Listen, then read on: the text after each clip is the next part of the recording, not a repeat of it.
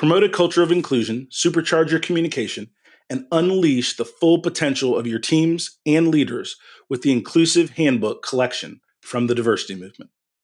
As part of the collection, I wrote the Inclusive Leadership Handbook with Kurt Merriweather to empower leaders with tools needed to cultivate a culture that fosters creativity, innovation, and employee engagement.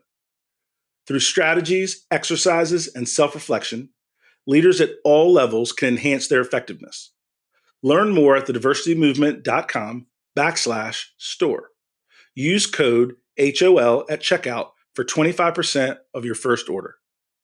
DEI budgets are under attack, but the goals haven't changed. Whether you're looking to increase your DEI knowledge, expand your market reach, or gain a competitive advantage in business, we have the solution. TDM Library is your single source for expert-curated DEI resources, strategies, and solutions, all designed to help you transform your workplace culture and be a more effective contributor. For $9.99 per month, you get access to our searchable subscription-based digital library. There, you'll find articles, practical how-to guidebooks, podcasts, award-winning microvideos, and more than 700 Q&As, designed to help DEI practitioners, thought leaders, and executives create a more inclusive workplace. Whether you prefer to listen, watch, or read, we have the resources for you. TDM Library goes beyond the basics to dive deep into topics such as inclusive language, the business case for DEI, talent acquisition, and C-suite engagement. For less than the price of a sandwich, you get access to our library of more than 1,000 pieces of original, expert-curated DEI content. Join today and get your first 30 days free. Get your library card now at tdmlibrary.thediversitymovement.com.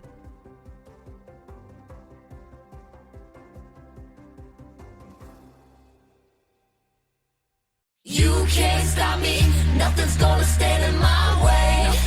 Nothing. I'm gonna fly higher. I'm gonna fly higher. Welcome to the Hustle Unlimited podcast with serial entrepreneur Donald Thompson. You are listening to episode 9 of season 2.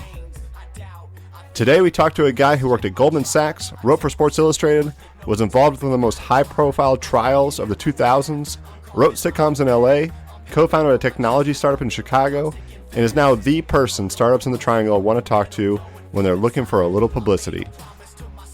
I'm Jason Gillikin, producer of Hustle Unlimited and CEO of the Earfluence Podcast Network. And on today's show, Pete McEntegart, managing editor of GretBeat.com, has had quite the windy career path, starting out as a financial analyst at Goldman Sachs, then going back to college, then writing at Sports Illustrated. During his time there, he was rudely interrupted by a 6-month trial of the Tyco CEO and CFO, where he was on the jury. They were accused of embezzling millions from the company, and he wrote all about it for Time magazine. He then went to LA to be a film and sitcom writer, and then to Chicago, where he co-founded a company called Character, which is kind of like a Netflix algorithm that tells you what shows and movies you should be watching. That ended up not working out, and so in July of 2018, he started working for Bronto founder Joe Colopy's passion project, GretBeat.com, which is an online publication that supports the tech startups in the Triangle. So on the show today, Pete talks about lessons learned in his windy path, what he sees from successful entrepreneurs, and what's different about the Triangle startup ecosystem. Such an interesting guy, and the only one of our guests so far who has a Wikipedia page. But don't forget, if you haven't already, be sure to subscribe to the show on Apple Podcasts or wherever you listen. That way, when we have new episodes with the hustlers of the world who are making their communities a better place, you'll be the first to know. So let's get started. Here's WalkWest CEO, investor, speaker, mentor, advisor, and all-around hustler himself, host of the Hustle Unlimited podcast, Donald Thompson. All right, guys, welcome to another episode of Hustle Unlimited. I'm your host, Donald Thompson, and I got a good friend of mine, Pete McEntegart. Pete, tell me a little bit about GretBeat. Help our audience understand kind of what you're doing today, what GretBeat is, what the name means. And let's talk about kind of your view on working with and writing about entrepreneurs. Right. So grep is a Linux command, meaning sort of parse data for key terms, key phrases.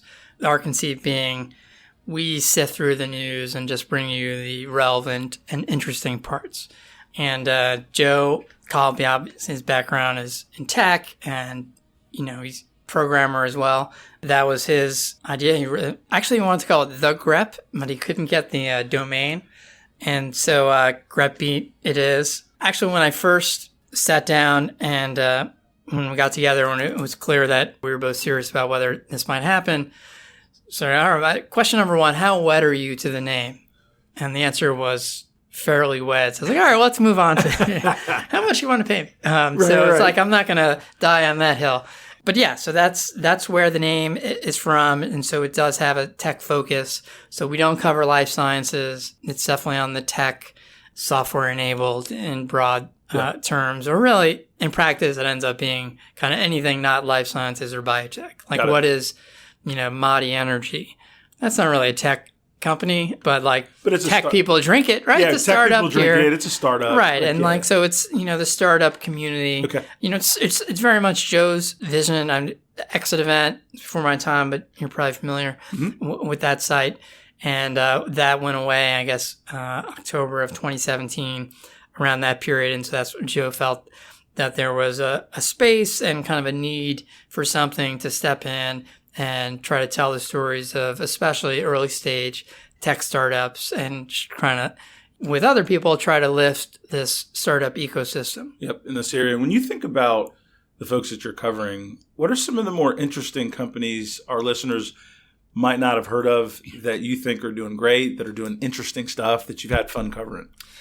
Right. Well, of course, they should go to grepbeat.com. There you go. And check it out. But, I was trying to think about this a little bit on the way over. And one is the really early, startups from students or people right out of school. I'd say two of our three most read stories are startups like students or ones who are just graduating. They must have huge social media followings.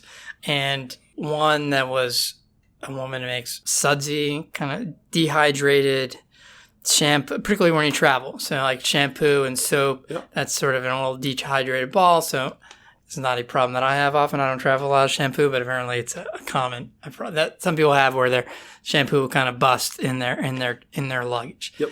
And another company that's smart parking, essentially, Vade Park. But that guy was a UNC student. I think he was like a junior. He already has a company that's like a $10 million revenue company in sort of India and the U.S. Wow. So this is like his second thing. It's like, what? This guy? Why is he going to school? Right, exactly. I just to pay the bills. Okay? I don't know. But once that degree, so young people that are really killing it. So I definitely like writing about the real recent grads or even students. To me, it's amazing what some of them are doing. And then on the other hand, you have kind of the serial entrepreneurs, the Scott Wingos, the Jess Lipsons. He was one of the first stories. Yeah, the Surefile. I wrote. Yep. Right. He's Surefile, doing, now he's Real Magic. Levitate is the product, and they just raised money, Series A. I came here without something. I was looking for something new. I was hoping to stay in, ideally, plan A would be somewhere in the startup ecosystem, whether at a startup or at a VC. I mean, I didn't know there was only like 3 VCs, but we're all two-man shops. They really need a third. Or just somewhere in that world. And so I was basically just networking with everyone. And just people were very friendly and open and willing to meet with you. I felt that very quickly I knew more people than I did in my entire time in Chicago. In part because when I got to Chicago, I was already super head down on a startup. And it's like, I'm not, networking, like, unless I think it's going to be, potential investor. Like, I don't have time for anything, to meet anyone, talk to anyone. But for 2 months, when you're like, all you're doing is having coffee with people, you can meet a lot of people. And then I was fortunate, then I got this thing where now those are the people that I need to talk to. And unfortunately, I already knew some of them. And I definitely give where I feel, the people who were nice to me when I was nobody and didn't have any platform that could potentially help them and was just, they were purely helping me. That's awesome. I definitely try and call them out. Tim McLaughlin who was Yep. one of those people. So I always give him some love in awesome. the newsletter. But yeah, I have found that the ecosystem here, people are very willing to help, and that's one of the biggest assets of this community. And I believe the same thing. When Tim was here and talking with us from the kind of the voice of a VC, one of the things he talked about in the RTP ecosystem is that openness, that friendliness, and that somebody else winning doesn't mean you lose, right? If we all win and create a great ecosystem, it's better for everybody involved. Right. And I definitely share that. I'm going to rewind a little bit because I missed something that I think is super interesting in my notes.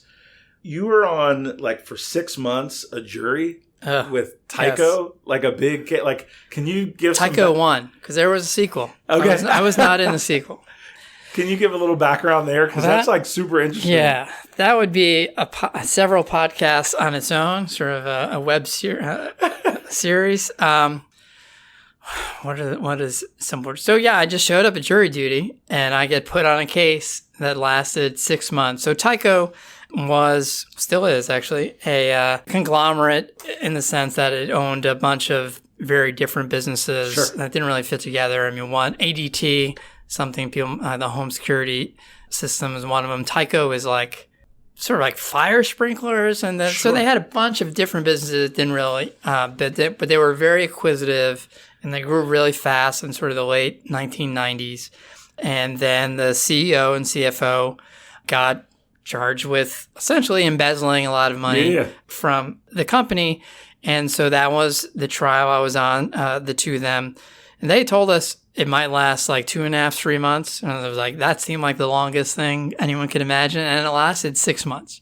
And it ended in a mistrial. So we deliberated for 11 days.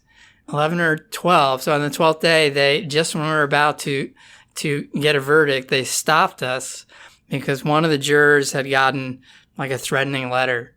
You'll have to, if anyone does care, they'll see what I wrote for Time on the night of the mistrial. But there was a woman who was kind of, she was like a 79-year-old woman. She had been a lawyer, like a teacher, then a lawyer, and she was, at least early on, sort of holding out for the defense. And then we sort of broke down in the middle, and then we kind of broke her. But when we thought there might have been a mistrial, people in the media, in the audience, said that they thought she made an okay sign to the defense. So then, like, she got named publicly.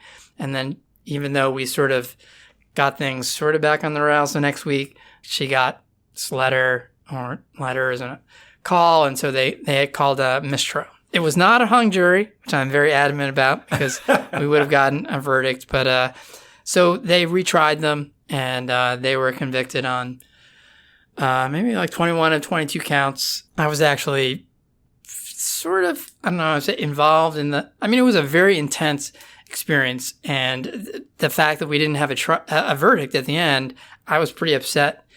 And you were a part of the fabric of it. I mean, you invested a big part of my life, and it was a big blaze of publicity. You know, we were for a couple of days a big story. I mean, I did like 9 TV shows on one day. I did Today and Good Morning America the same morning.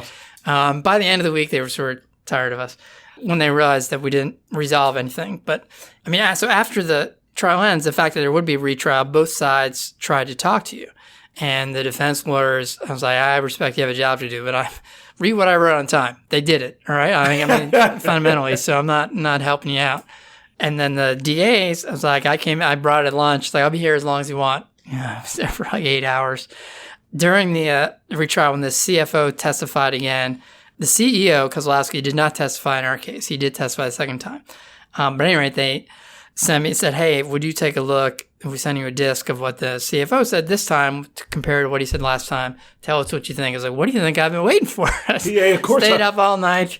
You know, hey, you should do this, you should do that. I don't think it was a big embarrassment publicly to their office that they didn't win the first time because in the media it seemed like. So slam dunk. Yeah, slam dunk. And things are not that clear in there for various reasons.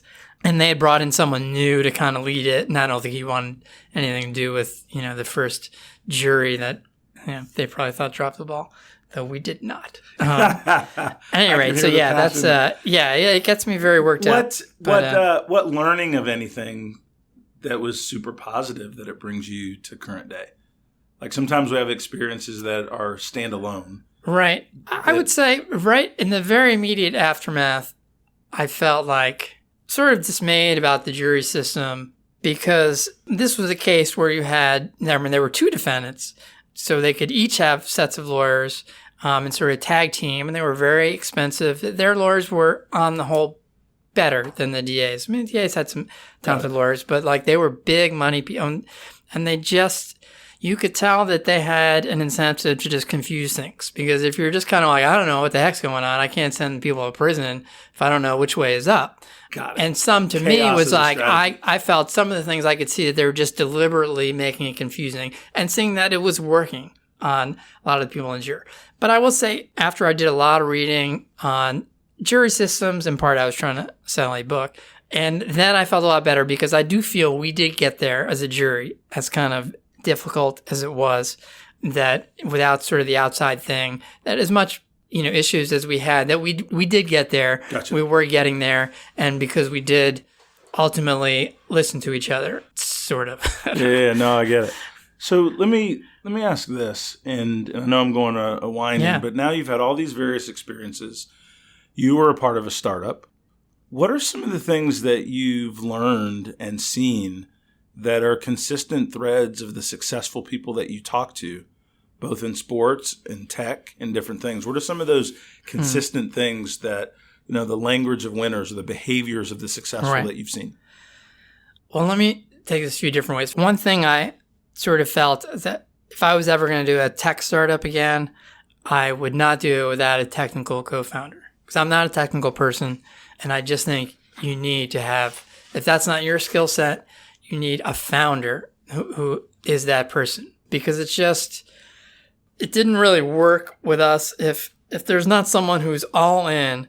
If you're paying someone essentially to do the tech, then, if you're moving faster, it's by definition, you're burning more. Like you need someone who's completely committed in the way that only a founder can be, who can do that, who they can work 1 million hours for maybe nothing for a while. So that would be one thing. And, at the time, some investors would be like, well, the fact that, because there are two of us, neither of us were technical people. We're sort of finance, and I was kind of finance and creative. But I remember one investor being, well, if there's not a technical co-founder, I don't invest in that. I was like, well, that doesn't seem right. I was like, I think like, wow, that makes a lot of sense. Like that's what I would do if I was investing money. And that's what I would recommend to people if they were going to start a startup. Sort of a general through line of successful people. Some of it is just, I guess, work ethic. I mean, that's something you see with everyone, with athletes. I mean, even the ones who are like, well, they're just really physically talented. Pro athletes, I mean, everyone's real talented. So like, what are the differences between the real top ones? And almost always, it turns out, they're also the hardest workers. They're the ones who study the most, who kind of get serious about, in their case, taking care of their body. But actually, that's important for everyone. Yeah. Probably can't all get 12 hours of sleep like Tom Brady does, but in his sleep lair or whatever he actually now has all like these sleep bubble products. Yeah. But that's for him to compete in that sport at 40. That's sort of what he needs to do. But yeah, work ethic and just kind of not stopping. Probably being able to break things down into smaller chunks so you sort of keep moving forward. One thing I have noticed about founders in talking to a lot of successful founders, that it seems like there's sort of two kinds, in the sense that there's one group that, and Joe falls into this, and other people I've heard who sort of say some version of, I always knew I wanted to run my own business. I just kind of didn't know what it would be. And so those are people that wanted to run their own thing and were sort of looking for the right idea. And then others who, and I think I've fallen in this camp, like, unless it's more like find something I'm really passionate about, and then maybe like, well, I think I'm also the best person to run this. it's like I never would have started that business, or I would never would have started an email marketing business, for example. And obviously Bronto is very successful, and there's, MailChimp and lots of others. But like I'm not passionate about email marketing. That might be a means to an end. But for me, and I think for, another subset of founders, it's like, what am I really passionate about? And like, can I make that into a business? Got it. As opposed to, I know I want to run something out, and let's find what I can do, or let's find what the market wants. Let customers tell me what to do. It's like, well, I don't want customers once you start something, well then, the thing you were passionate about, like, Some people do. Yeah. Right. Or like at the start, like, I'm really interested in this. And if the market tells me they want something slightly different, that's fine. Gotcha. Then you got to respond, then you have a business. But if it isn't in a field, and that was for me when I was at Goldman. I'm still following sports all the time, and I'm watching TV and movies because those are passion. I'll be in the office. We get in, and they're like, "Hey, did you see the game last night?" And you go in a great conversation, sports conversation, and be like, "All right, let's get back to work." It's like, I just got excited about this conversation. Like, why can't that be work? Got it. That was when I was at Sports Illustrated. One great thing about it was we had TVs on our desks. If someone walked by and you're watching sports, you didn't have to be like, "Oh." I pretend you're not watching sports, even if, frankly, it wasn't what you were supposed to be doing. If you were supposed to be, writing some other story or do something else, and you're just watching it to watch it, you could be like, hey, we're watching sports, we're all into sports. So, when I was at Sports Illustrated, I wasn't following oil and gas companies anymore, what I did at Goldman. That's right. But what are you passionate about? Sports and about entertainment. And so those are things I would do anyway. I would not follow finance, life and death. Right, without making a lot of money. Or really, I wouldn't. I may not follow. I'm not sure whether I'd be following startups all the time if I wasn't doing this. But now I've been in that world for about 8 years. So I'm not sure how inherently interested I am. I'd be interested in certain people and lessons to learn. I definitely like reading leadership-y type books. Yes, and I appreciate both the openness and the path. Because it's just really interesting the way you've got. If you can show me a through line, it's an interesting. Tell my mom because she's not sure. Yeah, she's very concerned. Well, she's happy I'm here though. If you had a magic wand, and let's look at our macro environment as a country. If you had a magic wand, what would you change? The country. I don't want to get political, but that's difficult, polarizing in this era, obviously. But But if I'm waving a magic wand, it's not polarizing. You got the wand. Right. Yeah, that's true. Right, that's true. Well, I guess I prefer things to be less. Yes, I prefer there be a different president in 2020. I'll just throw that out there. But some of it is, we talked a little. You mentioned before Tim McLaughlin saying, in this area, just because someone wins, that doesn't mean someone else loses, that this isn't zero sum. I feel like things have become, this country, very zero sum. I think the person in the White House now, that's literally his world view. That's why his view on trade is, it's not, if we have imports, it's because, they're taking from us. It's like, well, or there's, immigrants, well, if they're coming and getting something, that must be taking away from us. There's no concept of like, well, that could be growing the pie. And so maybe your percentage is smaller. Got it. But that's something that I think in startups you do sort of learn, or I don't know, from watching Shark Tank. It's sort of like, well, do you want to give up, bring in this investment? You're going to have less equity. You have to give up something. But are these people that can help you grow the pie? And so that your percentage might be a little smaller, but there's going to be more for everyone. But the value is higher. Right. The value is going to be increased. And just, as a community, I feel like this is a community, the startup ecosystem in particular, where people are trying to help, because it is true that I think people feel that a rising tide will lift all boats. If there's, the more capital there is locally, well, that's good for the people here. But that also means if there's a big exits locally, if that money flows to some of the local capital investors, well, then they can return to their LPs and then they can raise a bigger fund. Having a unicorn or two here, if Pendo has an IPO or, Red Hat gets sold, well, then people will have money and they can invest here locally, and that will be good for everyone. If sort of nationally there's less of a sense of national community that maybe there has been at some points. Not this like, oh, things were always so great before and now they're terrible, but just it'd be great if there was more of a sense of community as a nation, and the way that even the startup ecosystem could be sort of a guide for that. That someone getting something, that it's not zero sum, that we can grow the pie, that anyone gaining is not at your expense, but that by bringing new people in and helping lift them up, that it kind of lifts us all up. I mean, I think that's a powerful way to end the episode, because I think the startup ecosystem can be a guide to a better type of behavior. And that mindset is not really political. It's just a different point of view that if we create more value, everybody can win. And I really like that as kind of a culmination of our discussion, because that's a point of view that is openness and supporting. Right. And Absolutely. The more that we all can drive that, the more that it becomes the status quo versus the verbal food fights of our day. Right. And so, we're all looking for more partners that kind of believe that same thing. And then we can kind of rise up behind the scenes, even if that's not what's being covered. And that's what we every night on the news. At GrepBeat sort of, I mean, we're a journalistic entity, but we're not trying to blow the lid off, the latest scandal in the startup. I mean, and don't tell my professors at Columbia this, because they would not agree with anything I'm about to say, but I think we've, not necessarily boosterish, but we are trying to actively help this community, the startup community. That's Joe's vision. That's awesome. And that's what we try to do. We're trying to tell the stories of the early stage startups and try to get them out there, help them, because that's good for everyone. That's awesome. Well, listen, thank you so much. And Pete, we are glad that you spent time with us. Continued success with GrepBeat.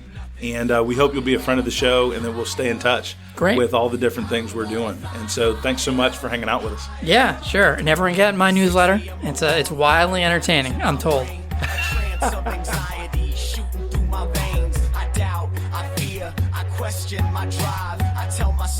That was Pete McEntegart from GrepBeat.com. You can subscribe to his twice-a-week newsletter at, GrepBeat.com.